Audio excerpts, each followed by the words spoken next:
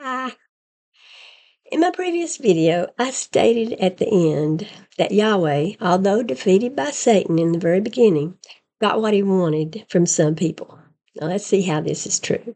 Christians today, just as Yahweh wanted, don't have a knowledge of what's good and what's evil. Yahweh got his desire that Christians would be like ignorant children, approving of anything and everything Yahweh did or commanded others to do.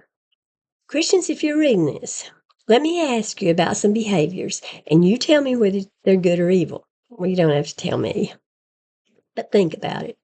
And yes, you've heard most of this before. I just want to keep pounding it into your head until you really and truly think seriously about it. Is slavery evil? Is it okay to own other human beings? Can you buy and sell people and still be a good person? And can you whip your human property hard enough that it takes them a day or two to get up off the ground? Is it good and noble to call these human slaves property and bequeath them to your children? Is all of this good or evil? Again, you can answer in your head. How about this? Is it always wrong to murder babies? And then can you murder the boy babies and keep the girl babies for yourselves? Is that good and holy? Oh, and can you purchase a wife? Maybe work for her father or give her father a bunch of skins you ripped off some men you don't like? Is that all good behavior? Is it good to have half of the people on the earth control the other half? Is it good and holy for men to rule over women? By the way, I'd rather put in charge the woman who was deceived than the man who sinned willfully, wouldn't you? I know the Bible says Adam wasn't deceived, but the woman being deceived was in the transgression. Well, Adam was in the transgression too, but he sinned willfully, which we all know is worse than sinning ignorantly.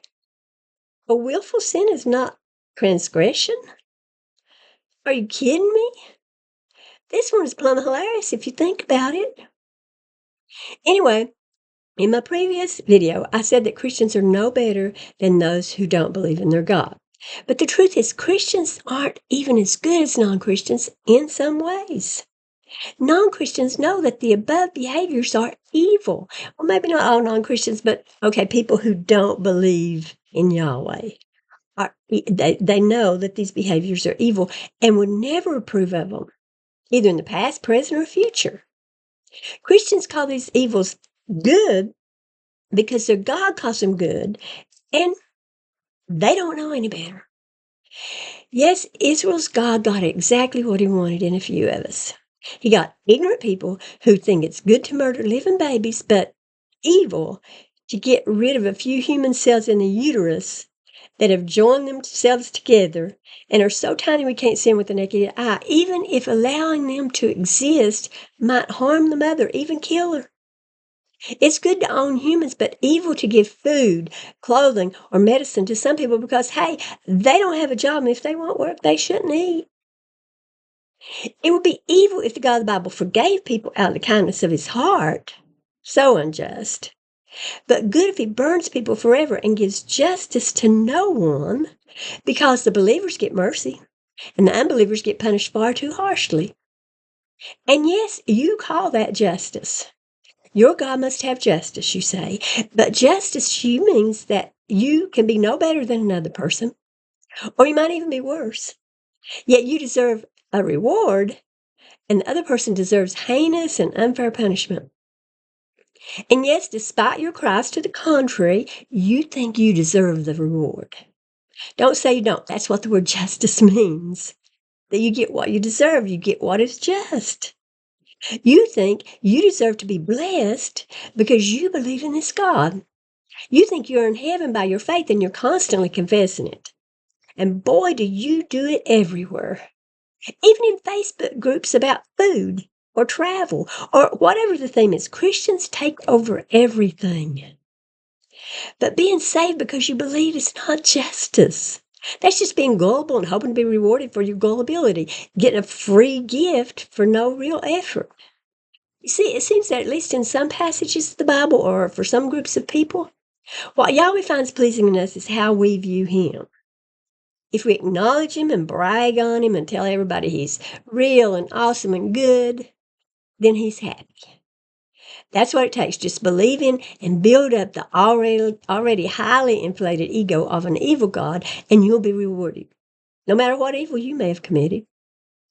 This has been somewhat of a side issue, and maybe shouldn't even be part of this series. So I want to get back to the original question. I want to talk more about that weird verse that explains what faith is, and I have a story from my childhood that demonstrates how ridiculous faith really is. I'll do that in my next installment, but before I hush, I want to point out something I find interesting. Speaking of what Christians consider to be evil, although they really have no idea what's good and what's evil, they're often heard to bemoan the fact that trans women go into stalls in women's bathrooms. Little girls are in the bathroom, and these Christians are extremely concerned that the girls might be harmed in some way because a trans woman is hidden inside a stall doing her business. But you know what Christians are not worried about? And have never been worried about, it seems? Men whipping it out and relieving themselves into a urinal right in front of little boys. Do you not care about little boys? Is it really about how you care about the little girls? I'm kind of wondering about that now. You know, nobody Christians consider an authority told them that the little boys seeing them in might be a problem, so they just don't know. Because Yahweh got His wish with them. They have no knowledge of what's good and what's evil. And also, in Christianity, it's not about good and evil. It's about making sure to call good and evil anything an authority figure tells you is good or evil. Thank you all. Bye.